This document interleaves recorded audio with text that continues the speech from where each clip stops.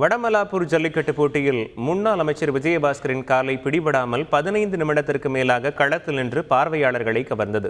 புதுக்கோட்டை மாவட்டம் வடமலாப்பூரில் நடைபெற்ற ஜல்லிக்கட்டு போட்டியில் 800 காளைகளும் 250 மாடுபிடி வீரர்களும் பங்கேற்றனர். முன்னாள் அமைச்சர் விஜயபாஸ்கரின் கொம்பன் 2 காளை வீரர்களிடம் பிடிபடாமல் 15 நிமிடத்திற்கு மேலாக களத்தில் நின்று அனைவரின் கவனத்தையும் ஈர்த்தது.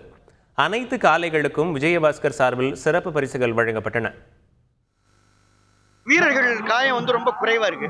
பார்வையாளர்கள் இன்னைக்கு பாருங்க கடுமையா சொல்றாங்க. சொல்லியும் பார்வையாளர்கள் ஒத்துழைப்பு இன்னும் கொஞ்சம் கூடுதலா வேணும். என்னை பொறுத்த வரைக்கும் உச்சநீதிமன்ற வழிகாட்டுதல்படி சிறப்பாக அனைத்து நெறிமுறைகளும் பின்பற்று ஜல்லிக்கட்டு நடந்து கொண்டிருக்கிறது.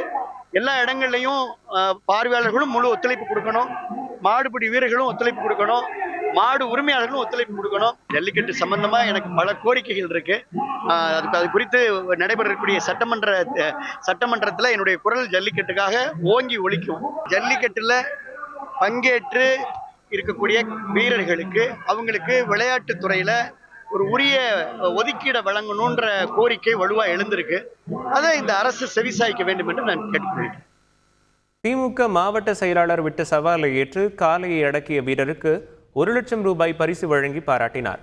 வடமலாப்பூர் ஜல்லிக்கட்டில் கலந்து கொண்ட திமுக மாவட்ட செயலாளர் செல்லப்பாண்டியன் வாடிவாசல் வழியாக அவிழ்க்கப்பட்ட ஒரு காளையை அடக்கினால் 1 லட்சம் ரூபாய் பரிசு கொடுப்பதாக அறிவித்தார். இதனால் வீரர்கள் ஒருவருக்கொருவர் முந்திக்கொண்டு காளையை பிடிக்க முற்பட்டனர்.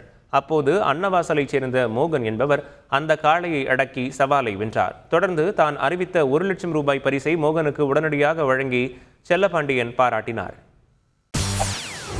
செய்திகளை உடனுக்குடன் தெரிந்து கொள்ள உடனே சப்ஸ்கிரைப் பண்ணுங்க.